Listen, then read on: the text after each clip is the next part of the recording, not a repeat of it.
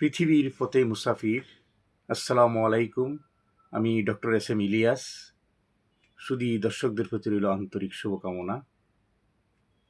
হৃদয়ে দিয়ে শোনার আহ্বান থাকলো, আশা করি মন গগনে সাড়া জাগবে।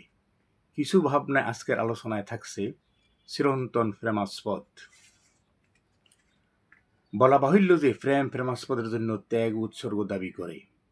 রহমানুর রহিম আল্লাহ তালাই হচ্ছেন পরম ও চিরন্তন প্রেমাস্পদ। প্রকৃত প্রেমিকগণ আকুলভাবে যার নৈকট্য অধিকতর নৈকট্য কামনা করে।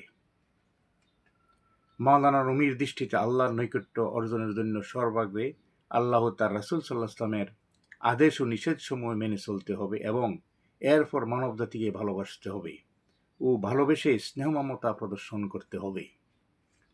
তবে প্রেমকে পার্থিব ফুঙ্কিল অর্থে গ্রহণ করা হলে ভুল করা হবে। দুর্ভাগ্যজনকভাবে যা আমাদেরকে ক্রমে অধিক থেকে অধিকতর গ্রাস করে নিচ্ছে। কারণ এ ধরনের প্রেম মানে মানুষকে ও তাদের ঐশী মূল সত্তাকে দাসত্বের শৃঙ্খলে বন্দী করা ছাড়া আর কিছুই নয়। যারা আধ্যাত্মিক প্রেমের ট্রেনকে তার রেল লাইন থেকে বিচ্যুত করে পার্থিব ফঙ্কিল প্রেমে পরিণত করার চেষ্টা করছে, তারা মানব জাতির কোনোই কল্যাণ সাধন করছে না, বরং তারা প্রেম পরিভাষাটিকে এর মূল মনোবাণী ও তাৎপর্য থেকে শূন্য করে ফেলেছে।